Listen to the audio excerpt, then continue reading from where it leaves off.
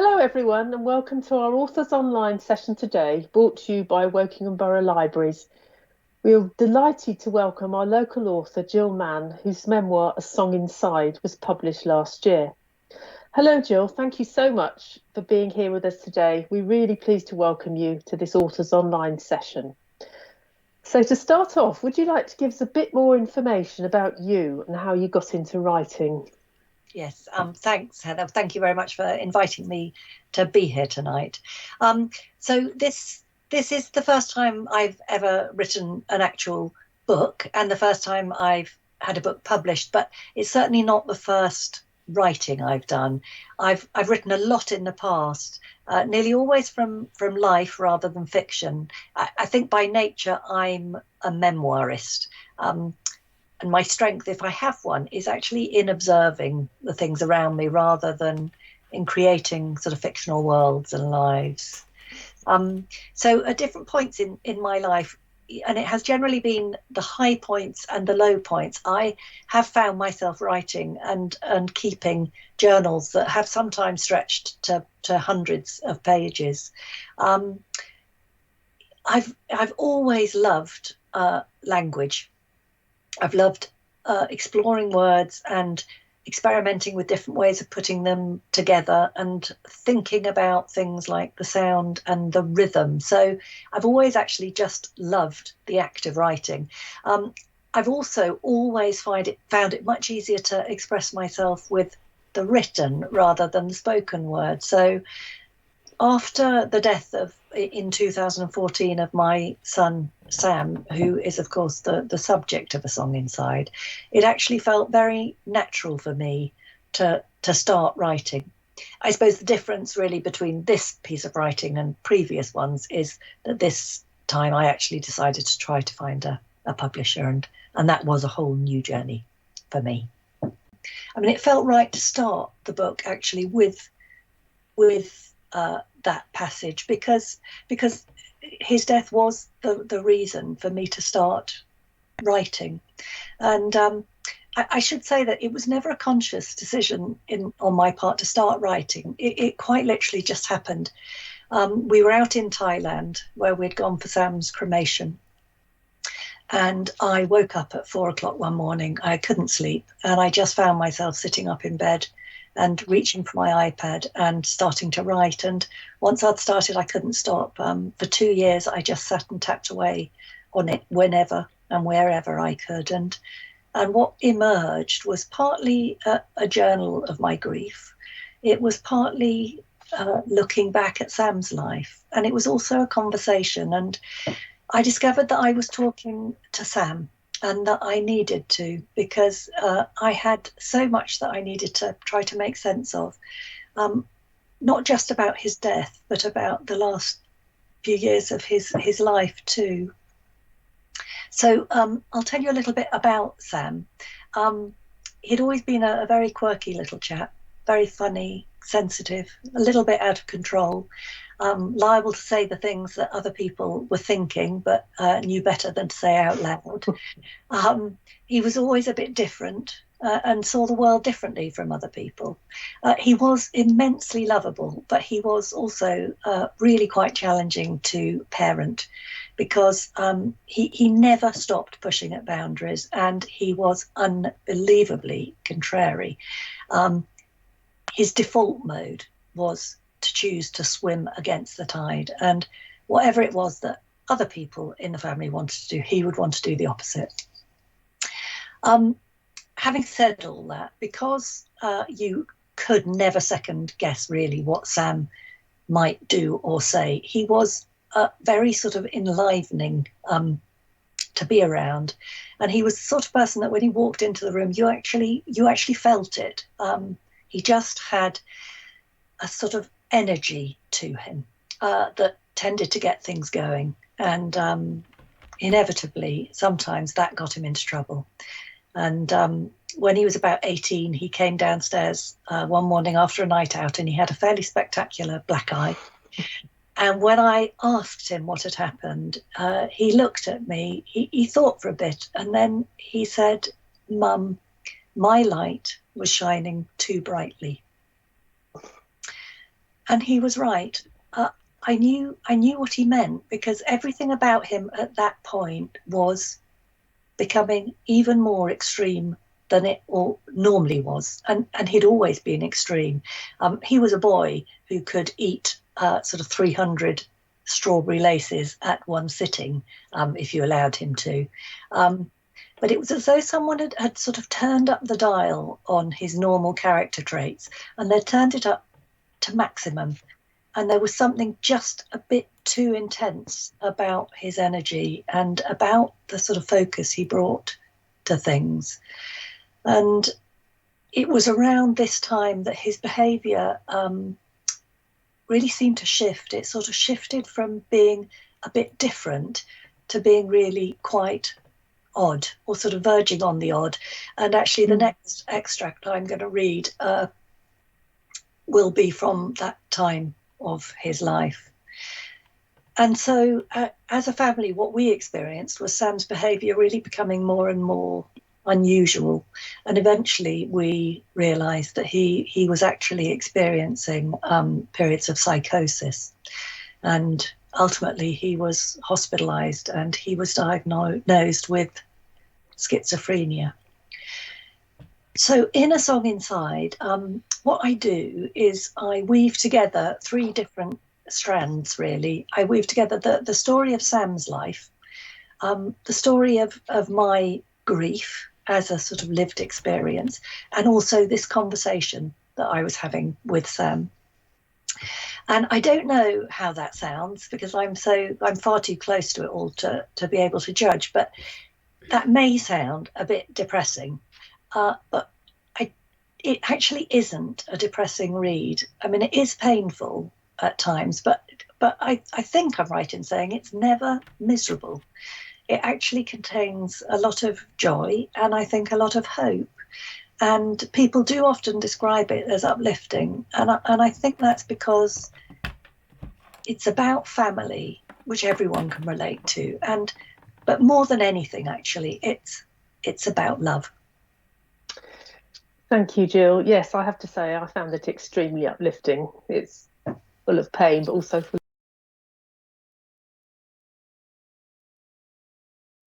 of, yeah. So go on to the next question is, when you originally started writing, did you intend your journal for publication?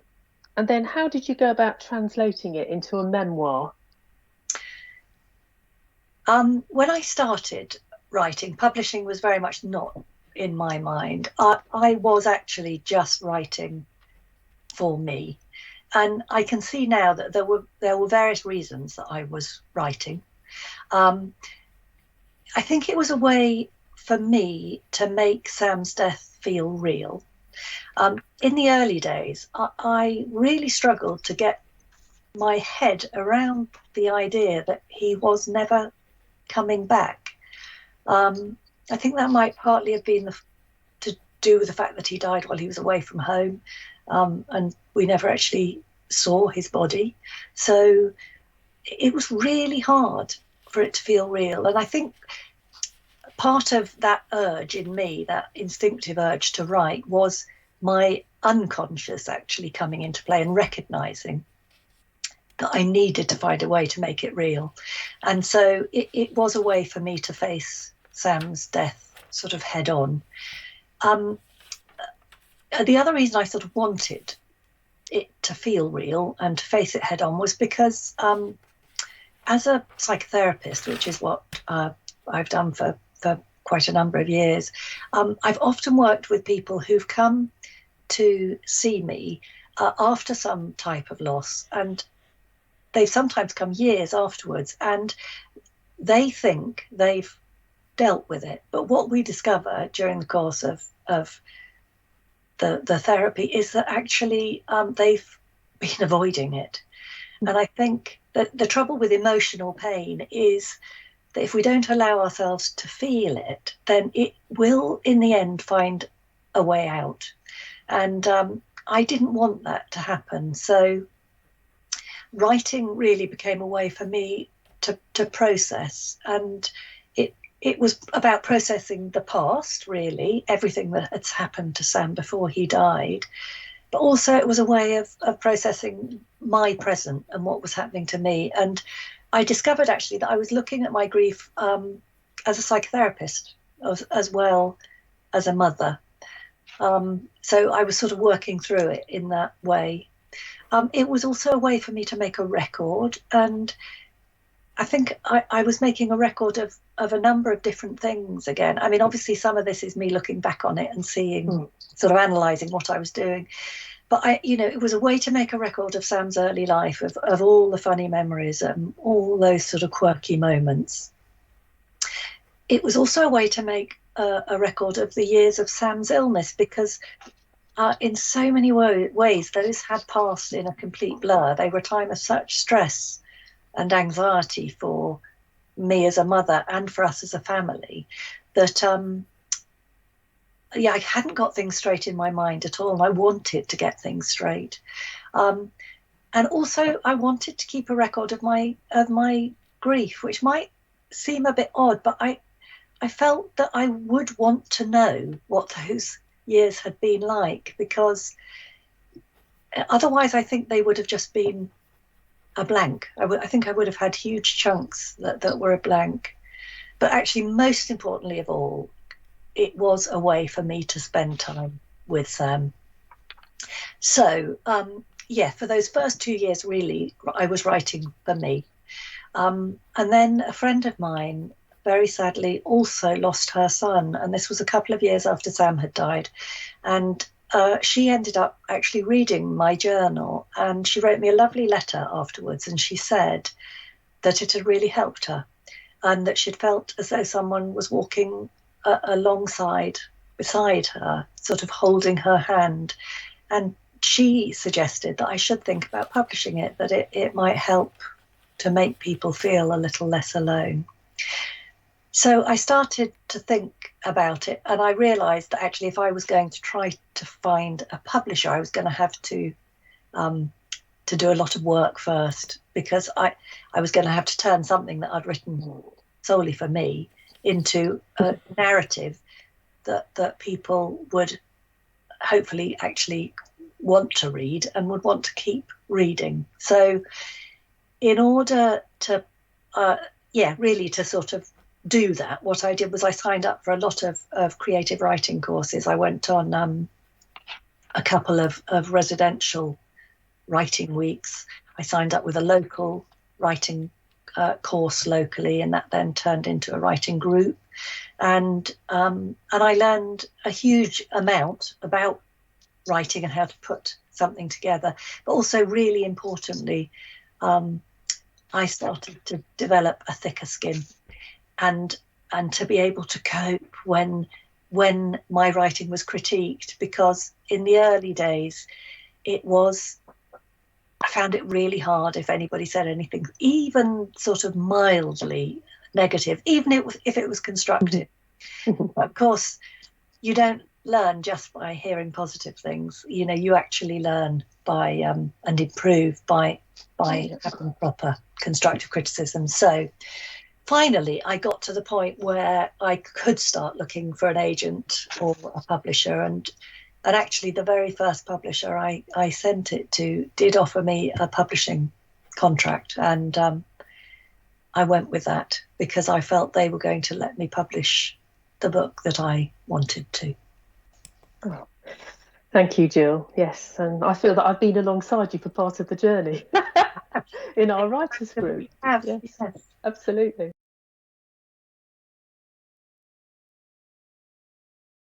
Yeah. So the next question, you said that the book is one of joy and hope as well as pain. So how did you go about conveying the lighter side of the memoir to achieve a balance between the light and the dark side? To be honest, I think that was probably easier perhaps than it sounds, and that was because of what I said about Sam. Really, there was this very joyful part of him, and because he was so quirky, it meant there were actually a lot of funny stories and things that I could draw on. So I think those inevitably provided some of the lightness.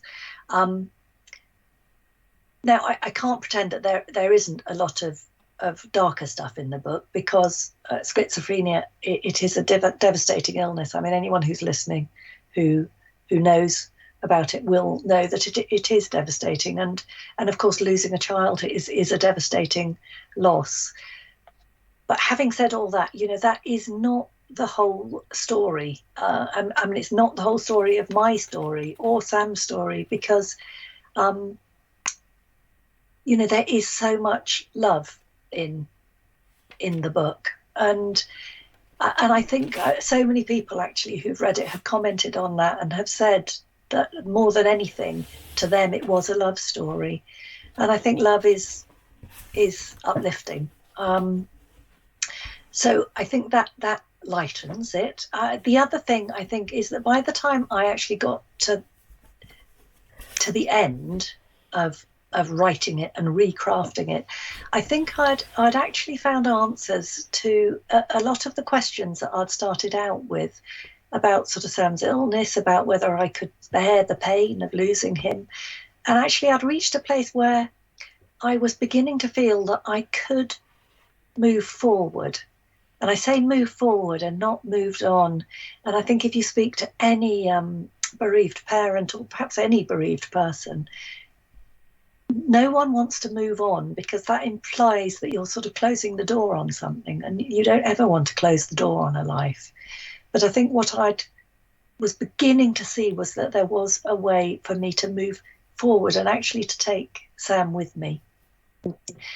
So I think there is a strong sort of theme of hope throughout the book, because it is about surviving loss. And I do feel I'm sort of 7.5 years down the line now from Sam's death, and I feel I have survived it. And I think my incredibly brave family have also survived it.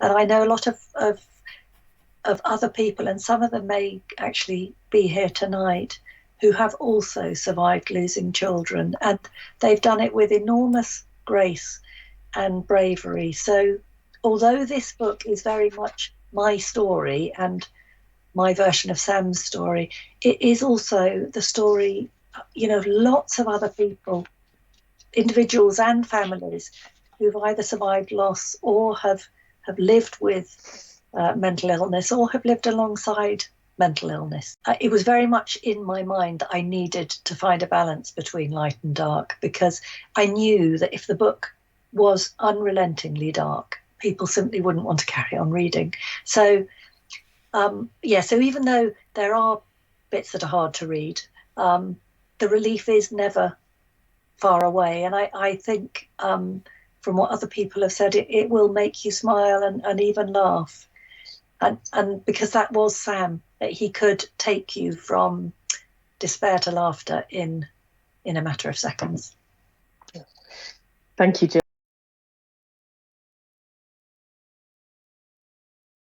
So would you now like to read the second excerpt from your memoir? Yes. Now, this comes from a little bit later in the book, and it's one of the sections addressed to Sam, and it's when I'm sort of going back in time and remembering things. And this describes a holiday that we had in the summer of 2010. And at that time, Sam would have been 18. So, do you remember your watermelon fad? It began that summer on holiday in Sicily. We were staying on the coast next to Syracuse. I went to the supermarket after we arrived and bought food for the next few days. On my return, you looked in the fridge and the cupboards and declared with exasperation that there wasn't a thing you could eat. Oh, come on, Sam, I said. Surely there's something there you can eat. No, you said with absolute finality, there's nothing. I need to go to buy my own food. Oh, all right, Sam, come on, I'll take you, Paddy cut in. You left in the battered Fiat 500 that had been waiting for us at the airport. Paddy stayed in the car while you shopped. After 10 minutes or so, he glanced in his rearview mirror. You were approaching the car, grinning broadly, pushing a giant trolley loaded high with watermelons. Only watermelons. You unloaded them into the boot, and when you ran out of space, onto the back seat. Back at the apartment, you ferried them in batches from the car. "Look what I bought, Mum," you shouted excitedly as you wedged them into cupboards and piled them high in the kitchen. Only watermelons all week. Instead of coming down to the beach with us or joining us on day trips, you stayed in the apartment. You slept all day and went to the beach as the sun dipped low. You waited there until the moon rose, and you stayed all night. You expounded the virtues of sun and moon gazing in a tone that suggested you were talking about things we couldn't possibly understand. You were right, Sam, I didn't understand. There was so much about your behaviour then that kept me awake at night. But you had you had a way of sensing it when I was reaching the point of irredeemable concern, and then you'd start behaving more normally again. You did it on that holiday. After 4 days of daytime sleep and nighttime vigils on the beach, you surprised me by agreeing to come too when the apartment owner offered to take us all out on his boat. You were your old self again. You exclaimed at the clarity of the turquoise water in the caves, admired on their walls, and leapt noisily into the sea. That evening, you even agreed to come out for a meal with the rest of us. You were in high spirits as we set off to walk into the old town. In the restaurant, our waiter wore starched white and had the air of a man who had seen everything. He produced his order pad with a flourish and went round the table, noting our starters. You requested a rocket salad. The waiter moved on to the main course and went round the table a second time. You ordered another rocket salad. The waiter raised an eyebrow, but no more. We ate. He reappeared with his order pad. "Puddings," he said. When he got to you, you looked up and smiled. "Rocket salad, please." He clapped his hands in delight and disappeared through a door into the kitchen. After a while, it swung open, and into the restaurant walked 5 or 6 kitchen staff. Behind them came the waiter. He approached the table, bearing your plate aloft on one hand. He presented it with a small bow. You grinned and returned the bow. The staff all clapped and cheered. When we got back from that holiday, you moved up to London to look for work. You were 18 and said you wanted to live independently. You walked everywhere until the soles of your shoes, those purple suede loafers, wore through. I still have them in your cupboard. They're stiff and flattened at the heel where you walked on the back of them. I can't bring myself to throw them away. Not yet. You came home intermittently, and when you left again, you filled my largest wheelie case with dozens of glass bottles of water. You dragged it behind you, clanking as it sank into the gravel on the drive. You were going to catch the train and walk from Paddington. You refused my offer of a lift.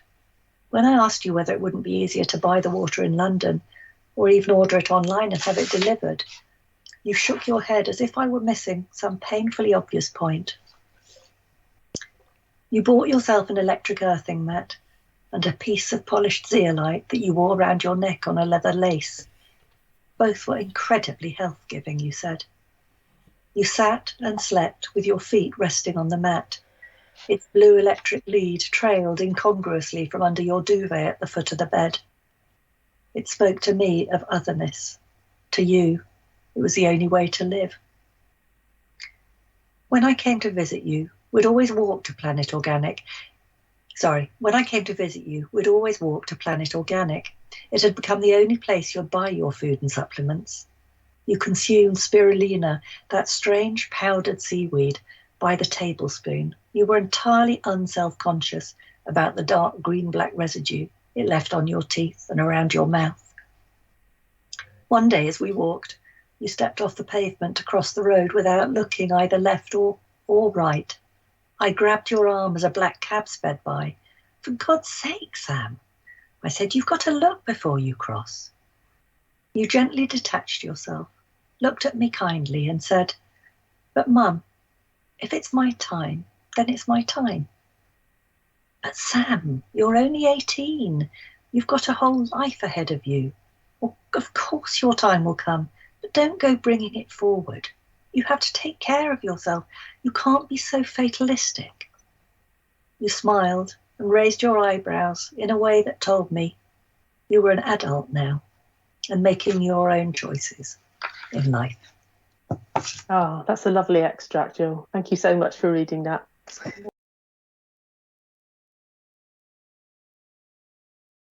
Okay, so going on to the next question. Did you intend that the book would help others who may have been in a similar situation? I really hoped it would. I mean, I knew from my own experience that grieving is a very lonely process. And I also knew that having a child with serious mental health problems, or actually anything that you're worrying about, can feel very lonely. And so, what I hope that as my friend sort of found it, that it might make people feel less alone, that it might help them to feel that they're not the only one. You know, that there are people out there who've been through something similar and have survived it. And I hope my book actually might also help people not facing the loss of a child necessarily, but all kinds of loss, because from my work as a psychotherapist, I'm consciously aware of how much loss is a part of our lives. I would go so far as to say that our very first experience of loss is being born. You know, we lose the sanctuary of being in the womb, where everything is lovely and muffled and softened, and when we come out into the world, it's a really quite a difficult world. It's a harsh world, and it has hard edges and glaring lights and loud noises. And you know, I would say that is our first loss. And in a way, you only have to hear the sound of a newborn baby when it's really crying and really giving it everything to know how sort of distressing that is. And of course, as a newborn baby, we need other people to help us with a loss. But I think what we hope to learn as we go through life is how to manage our own losses, because that isn't going to be the only loss. You know, we have many losses we're going to face throughout our lives, just hurts and disappointments and things not going our way. When things come to an end, when a job ends, or university or relationships, that can feel like a loss. And growing old, being very unwell, illness. So they're all losses. And I think we have to work out how to negotiate them, which is actually much harder than it sounds, because loss and grieving they're not just about sadness, they're about other really difficult feelings too, like envy and anger and guilt and bitterness. And if we don't actually face all those feelings and work through them, sometimes we can discover too late that actually they've shaped us, and that they've shaped our lives and our relationships without our even realizing it. So I'm hoping that if people read A Song Inside, they will get a sense of that. I really hope too that it will make people more aware of and more understanding about schizophrenia, because it is a terrible illness, and it's actually, you know, reasonably common, and yet it's so rarely talked about, and it's so often misunderstood. And there is this sort of common misconception that's out there, which is that people with schizophrenia have a split personality, and actually having a split personality is nothing to do with schizophrenia. I mean, that's a very rare and completely different mental health condition. So in schizophrenia, I think if a split exists, it's actually a split from reality, because very often, part of having schizophrenia is suffering these episodes of psychosis, and what psychosis is actually losing touch with reality. So I think particularly this misconception about schizophrenia being this sort of split personality, this sort of Jekyll and Hyde idea, I think what that does is it creates quite a lot of fear in people's minds, and that is sort of added to by the fact that so often when we do hear schizophrenia being mentioned in the media, sometimes it is in the context of someone being injured, say, at the hands of someone with paranoid schizophrenia. And of course, the truth is that actually very few people with schizophrenia are a danger to anyone but themselves. And in fact, they've carried out research about this, and that the odds of it happening is actually 1 in 14 million. So, but the story, of course, that one does not hear in the media is that actually this is a common condition, that more than 1 in 100 young men and women the whole world over are struck down with this illness, and it's an isolating illness as well when they're in their late teens or their early adulthood, and most of them, like Sam, they're brave, good people, and they're struggling to live not just with the illness but with what can be really crushing side effects of medication, because most people with schizophrenia will be prescribed antipsychotic medication, and actually too many people with schizophrenia, like Sam, die young. So I would love to think that if people actually read the book and get to know Sam a bit, then they might not just understand schizophrenia better, but also see it differently, and see that there is a person behind every diagnosis, because Sam was not a schizophrenic.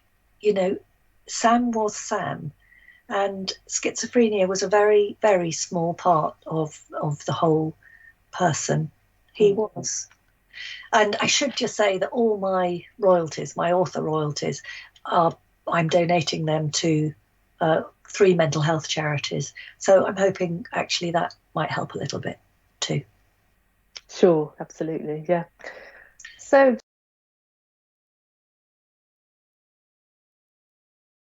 Jill, so A Song Inside was actually published last year. So what reactions have you had to it since its publication? I've had really positive responses, actually, which has been lovely. Lots of people have got in touch, and they got in touch to say that they have found it a very touching book. For some people, it has really resonated, and unless you are either a really well-known author or have a huge publisher or agent behind you, it's really hard to get any publicity. But having said that, the responses that I have had have made it feel worthwhile, actually, to have put what is a really personal story out into the world. Yeah.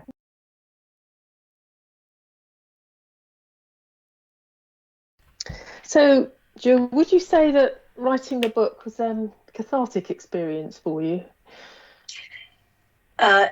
Absolutely, it was, definitely. I mean, the original writing of my journal was hugely cathartic, and it undoubtedly formed a big part of my grieving, and was a sort of therapy for me.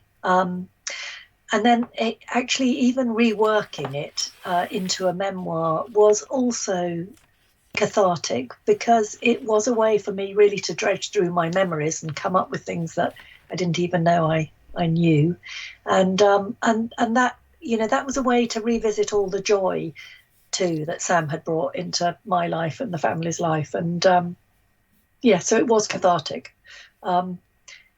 What I probably wouldn't describe as cathartic is the process of actually publishing the book. That's been a bit more of a personal challenge for me, because I think by nature I am quite a private person, and also it was a really big deal for me to, and it was asking a lot of my family for me to put what was essentially my version of Sam and my version of their relationships with him out into the world.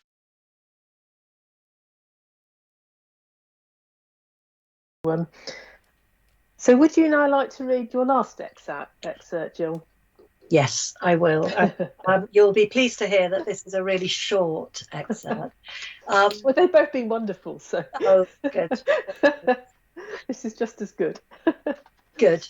Well, this is a very little, a short journal entry, and it comes really quite a long way through the book, so really towards the end. And I think what you might notice is that there is quite a change in the tone and mood. There is something much lighter about it, and I think more hopeful.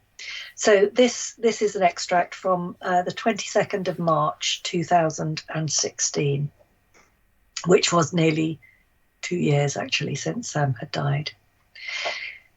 It's raining in the woods. Great drops of leaf-trapped overnight rain tumble noisily to the ground, dislodged by squirrels and the warmth of the sun. Around me, the woodland hums with the constant slap, slap, slap of their landing. The sun streams through in places, illuminating the gloom with clusters of electric green leaves and shafts of misty light. I'm out walking with Sigmund. These walks on our own have become a sort of therapy for me. They give me the time and space to think about Sam, and they give me nature. It reminds me of a wider world than that of my loss, a world that keeps on turning, the seasons changing, hedgerows now in the tangle of spring. We leave the woods and emerge into the silence of a water and sun-drenched field. It's like a different world. Sig veers off, nose to the ground, zigzagging after some invisible trail. There's a roar of dragon's breath above me. I look up. Directly overhead hangs a hot air balloon. I glimpse green and flashes of vibrant pinky red. It resembles nothing more than a giant watermelon, suspended against the milky blue sky of the spring morning. I think of Sam in Sicily with his shopping trolley loaded high, and I smile. Oh, that's lovely, Gill. Thank you.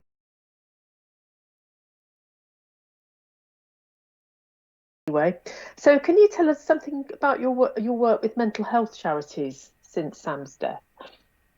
Yes. I mean, I haven't done a huge amount, to be honest, but what I have done is I've become involved with a charity called the Good Grief Project. And that does a lot of work with parents who have faced the death of a child. And what they do is they run these active grief retreats, and they run them twice a year, and they're a sort of long weekend. And the sort of ethos, the thinking behind the way they operate, and it's something I really believe in too, is that they see grief as a creative process, and what they do is they use creative activities such as photography and creative writing and actually boxing, because you have a physical exercise workshop as well, and they use those activities to explore grief. And it is a fantastically powerful weekend, and it's all run by bereaved parents. So there are sort of 6 of us on the team who do different things, and we've all lost a child. So it is, it is a very containing environment that they create, and it is somewhere that people really do have an opportunity to feel understood, and in an environment where they feel that other people know, they understand what they're going through. So I would recommend it if there are if there's anyone listening who knows someone else, then do tell them about the Good Grief Project. The other charity that I've been involved with for a number of years is a local counselling charity, and they offer affordable counselling for adults and young people, and that's tremendously valuable at the moment because the mental health services are so stretched. So I've been a trustee for them, and now I'm an advisor, and some of my the proceeds from the sale of the book actually go to Riverside Counselling Service. The other proceeds go to the charity Rethink and the charity Sane, both of which deal with mental health. Sure. Thank you. Just slightly different question now. I know that you've also tried your hand at writing fiction. So how different has that experience been for you? And are you intending to write more fiction in the future? I have written a few short stories. And as I said earlier, actually, it is writing from life that comes most easily to me. But I think I would like to do more of it. But I'm not like I think lots of people who write fiction who have like this real sort of store of good ideas and this stream of ideas coming at them. So for me, if I'm writing, the issue really, if I'm writing fiction, is to know what to write about. But interestingly, what I discover, and this has been quite a surprise to me, is that when I do write, it's quite an organic process. And once I get going on something, the ideas do tend to come. And in a way, the story sort of develops in its own way. And it sort of writes itself, to be honest. And when I set out writing fiction, and I've only done short stories, as I say, I very rarely know at the beginning where it's going to end. But yeah, it is very different. It is very different. But yeah, it will. It's perhaps a challenge for me. It's your next challenge, Jill. Exactly. Yeah. We all need one of those. Yeah. Indeed.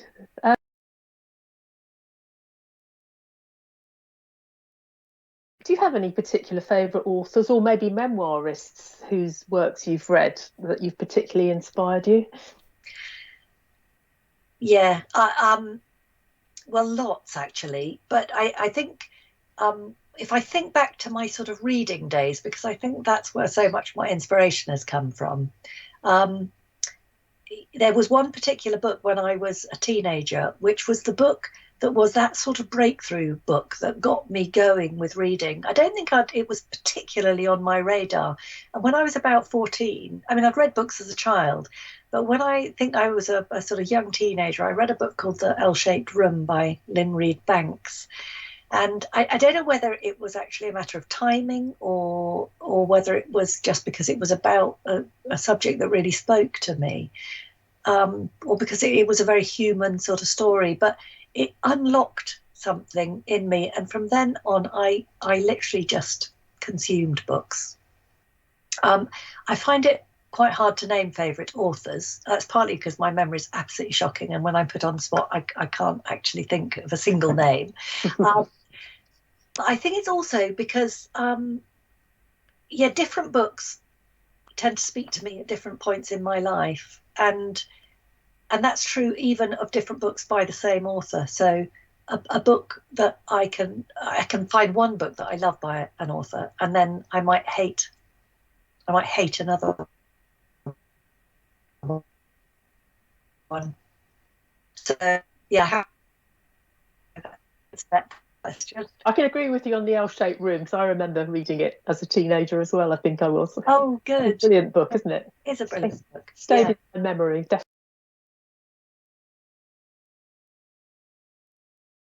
So you've mentioned the difficulties of actually getting published and the whole process you found challenging. So what kind of advice would you give to somebody who wants to get their work published? I would say sort of hold the faith, keep going even when either you feel you've lost your way, perhaps with the writing, or if you feel like that you're getting nowhere. I think on the writing side of things, if you're really sort of stuck, I think it can help to create a little bit of distance, just to perhaps stop looking at what you're doing, stop working on it, and then come back to your manuscript at a later date. I think on the actual sort of publishing side of things, I think you do have to develop quite a thick skin. You know, don't take it to heart if you get lots of rejections from agents and from publishers, because the likelihood is actually a lot of those rejections are not anything to do with your book, with your manuscript, because there are so many other factors at play, and that you won't necessarily know about. So I would say just do keep going, keep on trying. That's all anybody can do, isn't it? It is. Absolutely. Persevere.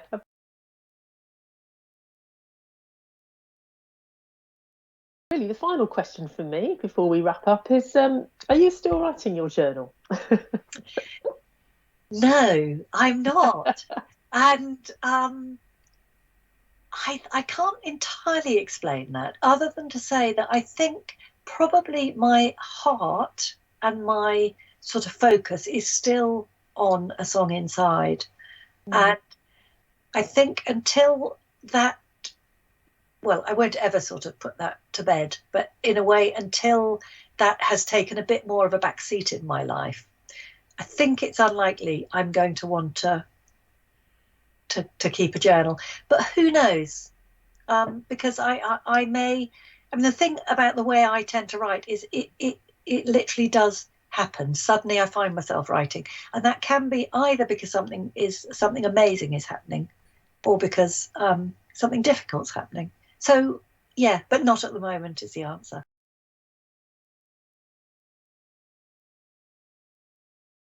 Thank you so much, Gill. Well, I think we're coming to the end of our Authors Online session. So if there are no more questions, I'd just like to thank you so much, Gill, for your interview. It was really illuminating and moving, and the excerpts from the book were tremendous. So thank you so much for sharing those with us. And thank you to everyone for logging in and for watching this session. Hope you've enjoyed your time with us today. And also to say, The Song Inside is available in the library service. It's available to borrow reserved from our libraries if you'd like to read it. And I would thoroughly recommend it. It's tremendous. It's incredibly moving and incredibly readable. And it's not depressing. It's just a great read, and it's so illuminating, particularly over the condition of schizophrenia. I found it really, really interesting and moving, a really moving account. So thank you so much.